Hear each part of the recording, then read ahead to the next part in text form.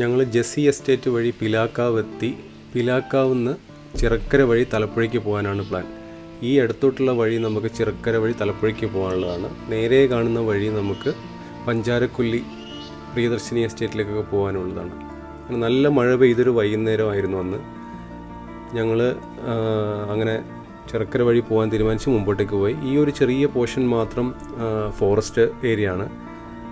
ആ സമയത്തൊന്നും വന്യമൃഗങ്ങളുടെ ശല്യമൊന്നും ഇല്ലായിരുന്നു. എന്നാൽ ഈ സമയത്തൊക്കെ ഈ വർഷങ്ങളിലൊക്കെ ആന ശല്യമൊക്കെ ഉണ്ടെന്നൊക്കെ അവിടെ അടുത്ത് താമസിക്കുന്ന എൻ്റെ സുഹൃത്ത് പറഞ്ഞ് ഞാൻ അറിയുകയുണ്ടായി. ഈ ഒരു വളവ് തിരിഞ്ഞ് നമ്മൾ നേരെ എത്തുന്നത് ചിറക്കര എസ്റ്റേറ്റ് ഭാഗത്തേക്കാണ്. ഇവിടെ മുതൽ നമുക്ക് തേയിലത്തോട്ടങ്ങളുടെ കാഴ്ചയാണ്. വയനാട്ടിലെ ഏറ്റവും മനോഹരമായ തേയിലത്തോട്ടങ്ങൾ നിറഞ്ഞ ഒരു ഏരിയയാണ് തലപ്പുഴ, ചിറക്കര, ഈ ഭാഗങ്ങളൊക്കെ. പണ്ടൊക്കെ ഞങ്ങൾ താമസിക്കുന്ന സമയത്ത് ആസാം ബ്രൂക്കിൻ്റെ എസ്റ്റേറ്റ് ആയിരുന്നു ഇതൊക്കെ. ഇപ്പോൾ എനിക്ക് കൃത്യമായിട്ട് അറിയില്ല. എന്തായാലും മഴ പെയ്ത് തുറന്നൊരു സായാഹ്നം ആയതുകൊണ്ട് തിരക്കുകളും ബഹളങ്ങളും ഒന്നുമില്ല. നല്ല കാറ്റും തണുപ്പും ഒക്കെ ചേർന്ന ഒരു വല്ലാത്തൊരു ഫീലായിരുന്നു ആ ഒരു യാത്രയ്ക്ക്. ഞങ്ങൾ കുറേ സമയം അവിടെയൊക്കെ നിർത്തി ചിത്രങ്ങളൊക്കെ പകർത്തി ആ ഒരു കാലാവസ്ഥ ആസ്വദിച്ച് തന്നെയാണ് മുന്നോട്ടേക്ക് പോയത്. ഈ മഴയിലും കോടമഞ്ഞിലും ആ താഴെ കാണുന്ന ഗ്രൗണ്ടിൽ കുറേ ആൾക്കാർ ഫുട്ബോൾ കളിക്കുന്നുണ്ടായിരുന്നു. അത് നമുക്ക് തന്നൊരു ആവേശവും ഒരു കുളിരും അത് പറഞ്ഞറിയിക്കാൻ പറ്റാത്തതാണ്. ആ ഒരു അറ്റ്മോസ്ഫിയറും ആ ഒരു സീനിക് ബ്യൂട്ടിയിലും ആ ഒരു ഗ്രൗണ്ടിൽ ഫുട്ബോൾ കളിക്കുന്ന ആൾക്കാരോട് ശരിക്കും അസൂയ തോന്നിയെന്ന് തന്നെയാണ് പറയേണ്ടത്. മഴ അങ്ങനെ ഇടയ്ക്ക് വന്നും പോയിരുന്നു. ഒരുപാട് തവണ യാത്ര ചെയ്ത റൂട്ടാണെങ്കിലും ഓരോ തവണ ഇതുവഴി വരുമ്പോഴും നമുക്കൊരു പുതിയ ഫീലാണ്, ഒരു ഫ്രഷ്നെസ്സാണ്. അതെൻ്റെ ഒരു മാജിക് എനിക്ക് എന്താണെന്ന് ഇപ്പോഴും അറിയില്ല. അതുകൊണ്ട് വീണ്ടും വീണ്ടും വീണ്ടും ഇതുവഴി ഞങ്ങൾ വന്നുകൊണ്ടേയിരിക്കുന്നു. ഇനിയും ഒരുപാട് തവണ വരും. ഇന്നലെയും വന്നു, ഇന്നും വന്നു, നാളെയും വരും. അങ്ങനെ ഒരിക്കലും മടുക്കാത്ത റൂട്ടിൻ്റെ പട്ടികയിലുള്ള ഒരു സ്ഥലം തന്നെയാണിത്. എത്രയോ തവണ എത്രയോ മഴക്കാലത്ത് എത്രയോ ഡ്രൈവുകൾ വന്നിരിക്കുന്നു. ഇന്നും ഒരു മടുപ്പുമില്ലാതെ വീണ്ടും വീണ്ടും വന്നുകൊണ്ടേയിരിക്കുന്നു. അങ്ങനെ ഈ പാലം കടന്നാൽ നമ്മൾ ചിറക്കര എത്തി. ചിറക്കരയെ പറ്റിയുള്ള എൻ്റെ ആദ്യത്തെ ഓർമ്മ ഈ ഗ്രൗണ്ടും പിന്നെ എൻ്റെ സുഹൃത്ത് മഹേഷുമാണ്. അവൻ്റെ വീട്ടിലൊക്കെ വരുന്ന സമയത്ത് ഈ ഗ്രൗണ്ടിലൊക്കെ വന്നിട്ട് ക്രിക്കറ്റ് കളിച്ചിട്ടുണ്ട് ഒരുപാട് തവണ. പിന്നെയുള്ളൊരു ഓർമ്മയെന്ന് പറയുന്നത് അനിയനെ പഠിപ്പിച്ച ടീച്ചർ ഉണ്ടായിരുന്നു ഇവിടെ, ഗിരിജ ടീച്ചർ. അവർ താമസിച്ചിരുന്നതും ഈ ചിറക്കരയിൽ തന്നെയായിരുന്നു. അങ്ങനെ ചിറക്കരയിലൊക്കെ ഇടയ്ക്ക് വന്നും പോയിരുന്നൊരു സമയം എൻ്റെ കുട്ടിക്കാലത്തുണ്ടായിരുന്നു. അന്നും ഇന്നും ആ ഒരു ഭംഗിക്ക് വലിയ കോട്ടമൊന്നും തട്ടിയിട്ടുണ്ടെന്ന് എനിക്ക് തോന്നുന്നില്ല.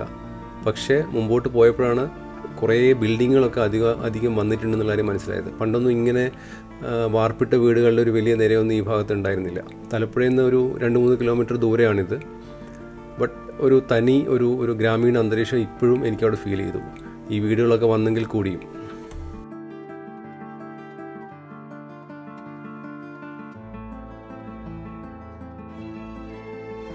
ഈ ഭാഗത്ത് കുറച്ച് താഴെയായിട്ടാണ് എൻ്റെ സുഹൃത്ത് റിജോ ഒക്കെ ആദ്യം താമസിച്ചിരുന്നത്.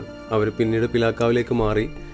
അവനിവിടെ താമസിച്ചിരുന്ന സമയത്ത് ഞങ്ങളിവിടെ വരികയും അവിടുന്ന് ഭക്ഷണം കഴിക്കുകയൊക്കെ ചെയ്തിട്ടുണ്ട്. അതൊക്കെ 6ാം ക്ലാസ്സിലോ 7ാം ക്ലാസ്സിലോ പഠിക്കുമ്പോൾ ഓർമ്മയാണ്. അന്ന് മുതലേ ഈ കാണുന്ന സ്ഥലങ്ങളുമായിട്ടൊക്കെ നമുക്ക് അത്രയും ബന്ധമുണ്ട്. ഈ ഇടത്തേക്ക് തിരിഞ്ഞ് നമ്മൾ പോകുന്നത് ആസാം ബ്രൂക്കിൻ്റെ തേയില ഫാക്ടറി നിൽക്കുന്ന വഴിയിലേക്കാണ്.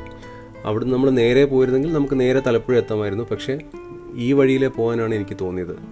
ഈ ഒരു ഡ്രൈവും ഈ ഒരു റോഡും ഒക്കെ ഒരുപാട് തവണ നമ്മൾ വന്നിട്ടുള്ളതാണ്. വണ്ടി ഉള്ളപ്പോഴും വണ്ടി ഇല്ലാത്തപ്പോഴും ഒക്കെ നടന്നും അങ്ങനെ എന്താ പറയുക, സൈക്കിളിലും ഒക്കെ ഒരുപാട് തവണ വന്നിട്ടുള്ള വഴിയാണിതൊക്കെ.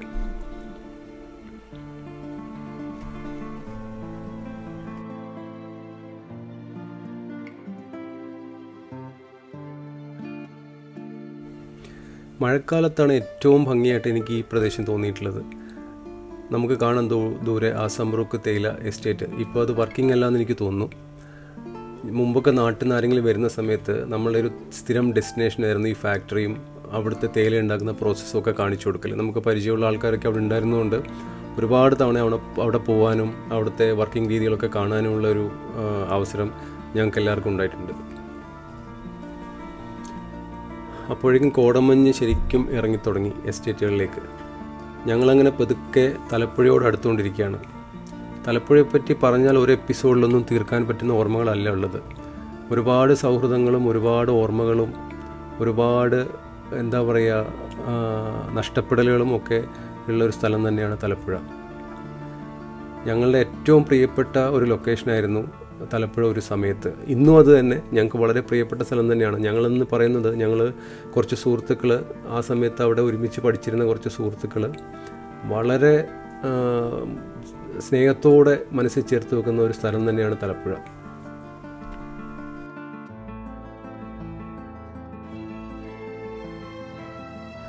തലപ്പുഴയിൽ ഞങ്ങൾ പഠിച്ച UP സ്കൂളും അതിനോടനുബന്ധിച്ച ഓർമ്മകളൊക്കെ ആ ഒരു സമയത്ത് നമ്മുടെ മനസ്സിലൂടെ ഇങ്ങനെ കടന്നു പോകും. തലപ്പുഴ ഇന്ന് പഴയ തലപ്പുഴയല്ല, ഒരുപാട് വലുതായിക്കൊണ്ടേയിരിക്കുകയാണ്. വളർന്ന് ഏകദേശം നമ്മുടെ സ്കൂളിൻ്റെ അടുത്ത് വരെ തന്നെ ടൗൺഷിപ്പ് എത്തിയിട്ടുണ്ട്. പണ്ട് ഇവിടെയൊന്നും ഇങ്ങനെ അല്ലായിരുന്നു. വളരെ കുറച്ച് ബിൽഡിങ്ങുകൾ മാത്രമുള്ള ഒരു സ്ഥലമായിരുന്നു തലപ്പുഴ എന്ന് പറയുന്നത്. ഇപ്പോൾ തലപ്പുഴ ഒരുപാട് വളർന്നു പോയിരിക്കുന്നു. കാണുമ്പോൾ സന്തോഷമുണ്ട്, പക്ഷേ ആ സന്തോഷത്തിൻ്റെയൊക്കെ പുറകിൽ ഒരുപാട് മുഖങ്ങളുടെ ഇല്ലായ്മ നമുക്ക് വിഷമമുണ്ടാക്കും. ഒരുപാട് ആൾക്കാരെ പറ്റി എനിക്ക് പരാമർശിക്കണമെന്നുണ്ട്, പക്ഷേ അത് വേറൊരു വീഡിയോയിൽ നമുക്ക് വിശദമായിട്ട് ചെയ്യാം. ഈ വഴിയിലൂടെ കടന്നു പോകുമ്പോൾ ഒരുപാട് നഷ്ടപ്പെട്ട മുഖങ്ങളെപ്പറ്റി ഓർക്കാതെ ഒരിക്കൽ പോലും തലപ്പുഴയിലൂടെ കടന്നു പോകാൻ പറ്റാറില്ല. അങ്ങനെ നമ്മൾ ചുങ്കത്തേക്ക് എത്തി. ചുങ്കത്ത് ഞാൻ ആദ്യമായിട്ട് വരുന്നത് 94-ലാണ്. അന്ന് ചുങ്കം ഇങ്ങനെ ആയിരുന്നില്ല. അതിപ്പോൾ കാണിച്ചു തരാനുള്ള ഒരു ഫോട്ടോയോ ഒന്നും എൻ്റെ കയ്യിലൊട്ടില്ല താനും. ചുങ്കത്തൊന്ന് ആകെ ഉണ്ടായിരുന്നത് ഈ കയറുന്ന സ്ഥലത്ത് കുട്ടിച്ചേട്ടൻ്റെ കുറേ പീടിക മുറികളുണ്ടായിരുന്നു. പിന്നെ മുരളിയേട്ടൻ്റെ ഒരു ചെറിയ കടയുണ്ടായിരുന്നു. പിന്നെ ഈ ഭാഗത്തൊന്നും വീടുകളേ ഉണ്ടായിരുന്നില്ല. ഇവിടെ ഫുള്ള് നമ്മുടെ എന്താ പറയുക, കുറേ ചെടികൾ മാത്രമാണ് ഉണ്ടായിരുന്നത്. ഇതൊക്കെ നമുക്ക് വേണ്ടപ്പെട്ട ആൾക്കാരുടെ വീട് തന്നെയാണ്. ഈ വീട്ടിലാണ്, ഈ ചെറിയ വീട്ടിലാണ് ഞങ്ങൾ താമസിച്ചത്. എത്രയും ഒരുപാട് ഓർമ്മകളുള്ളൊരു വീടാണത്. ഒരിക്കലും ജീവിതത്തിൽ നിന്ന് അടർത്തി മാറ്റാൻ പറ്റാത്ത കുറച്ച് വർഷങ്ങളാണ് ആ വീട്ടിൽ ഞങ്ങൾ ജീവിച്ചത്. ഞങ്ങൾ വെറുതെ ഗ്രൗണ്ടിലൂടെയൊക്കെ ക്രോസ് ചെയ്തു, മേലെ സ്കൂളിൻ്റെ മുകളിൽ അടുത്ത് വരയ്ക്കുന്ന ഡ്രൈവ് ചെയ്തു. അപ്പോൾ ഇതൊക്കെ കുറച്ച് സമയമൊക്കെ അവിടെ സ്പെൻഡ് ചെയ്തു. നമ്മൾ തലപ്പുഴ ഗവൺമെൻറ് ഹൈസ്കൂളാണിത്, ഇപ്പോൾ ഹയർ സെക്കൻഡറി സ്കൂളാണ്. അങ്ങനെ ഞങ്ങൾ തിരിച്ചിറങ്ങി ആ ഒരു ഗ്രൗണ്ടിൻ്റെ സൈഡിൽ കൂടെ തന്നെ ഇറങ്ങി. ഈ ഗ്രൗണ്ട് എന്നൊക്കെ പറഞ്ഞാൽ ഒരു കാലത്ത് നമ്മളുടെ എന്താ പറയുക, എല്ലാമായിരുന്നൊരു ഗ്രൗണ്ടാണ്. ഞങ്ങളിലൊക്കെ സച്ചിൻ ടെണ്ടുൽക്കറേയും സൗരവ് ഗാംഗുലിയെയും രാഹുൽ ദ്രാവിഡിനെയും ഒക്കെ പുറത്തെടുത്തിരുന്ന ഒരു സ്ഥലം കൂടിയാണ് ആ ഗ്രൗണ്ട്. ഞങ്ങൾ അത് കഴിഞ്ഞ് കുറച്ചും കൂടെ മുമ്പോട്ടേക്ക് പോയി. ഇവിടേക്ക് ഒരുപാട് മാറ്റങ്ങൾ വന്നു, ഒരുപാട് വീടുകൾ വന്നു. നമുക്ക് പരിചയമുള്ള ഒരുപാട് ആൾക്കാരൊക്കെ ഇവിടെ ഇപ്പോഴും ഉണ്ട്. ഒരുപാട് വർഷമായി ഇവിടുന്ന് മാറിയെങ്കിലും ഈ ഒരു പ്രദേശമായിട്ടുള്ള ബന്ധം ഇന്നും അതേപോലെ കാത്തു സൂക്ഷിക്കുന്നുണ്ട് ഞങ്ങളെല്ലാവരും. അങ്ങനെ ഞങ്ങൾ അവിടെ കുറച്ച് മുമ്പോട്ട് പോയ വണ്ടിയൊക്കെ ഒതുക്കി പതുക്കെ ഒന്ന് നടക്കാൻ തീരുമാനിച്ചു. ഇവിടെ ചെറിയൊരു അണക്കെട്ട് പോലെയൊക്കെ കെട്ടിയിട്ടുണ്ട്. ഇത് പണ്ട് മുതലേ ഉള്ളതാണ്. അപ്പം മഴ പെയ്തുകൊണ്ടായിരിക്കണം പുഴയൊക്കെ നന്നായിട്ട് കലങ്ങിയിട്ടാണ് ഒഴുകുന്നത്. പുഴയെപ്പറ്റി പറഞ്ഞപ്പോൾ ഞാൻ ഓർത്തത് ഈ പുഴയിലാണ് ഞാൻ നീന്തൽ പഠിച്ചത്. അങ്ങനെ കുറച്ചും കൂടെ മുമ്പോട്ട് പോയി ഈ ഒരു ഹിഡൻ ജം ഈ ഒരു ഫോറസ്റ്റിൻ്റെ സൈഡിൽ ഉണ്ടെന്നുള്ള കാര്യം എനിക്ക് അറിയില്ലായിരുന്നു. ഇത് ഞാൻ ആദ്യമായിട്ടാണ് ഈ ഒരു ഗ്രൗണ്ട് കാണുന്നത്. അവിടെ പോയി നിന്നപ്പോഴാണ് ഇവർ കാര്യങ്ങളൊക്കെ പറഞ്ഞത്. ഇടയ്ക്ക് ഈ ഗ്രൗണ്ടിൻ്റെ സൈഡിലായിട്ട് ആന വന്ന് നിൽക്കാറുണ്ട്. പക്ഷേ ആനയ്ക്ക് ഇവരൊരു ശല്യമോ ആന ഇവർക്കൊരു ശല്യമോ ആവാതെ ഇവർ പിന്നെയും കളിച്ചുകൊണ്ടേയിരിക്കുന്നതാണ് പറഞ്ഞത്. അതൊക്കെ എനിക്ക് ആ ഒരു പുതിയ അറിവായിരുന്നു.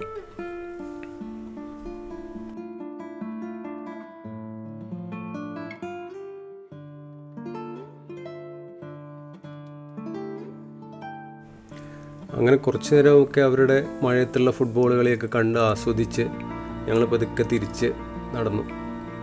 ഇനിയിപ്പോൾ എന്തായാലും ആ പുഴയിലിറങ്ങി കാലും മുഖമൊക്കെ ഒന്ന് കഴുകി. ഇപ്പോൾ എന്തായാലും കുളിക്കാനുള്ളൊരു സെറ്റപ്പായിട്ടൊന്നല്ല വന്നത്. പിന്നെ നല്ല തണുപ്പും മഴയുണ്ട്, അതുകൊണ്ട് കുളിയൊന്നും നടക്കില്ല. വീണ്ടും ഒരിക്കൽ കാണാമെന്ന് പുഴയോടൊക്കെ യാത്ര പറഞ്ഞ് തിരിച്ചു പോകാനുള്ള തയ്യാറെടുപ്പാണ്. അപ്പോൾ ഈ കാഴ്ചകളൊക്കെ നിങ്ങൾ കാണുക, ആസ്വദിക്കുക, അഭിപ്രായങ്ങൾ അറിയിക്കുക. വീണ്ടും അടുത്ത വീഡിയോയിൽ കാണാം. Bye bye.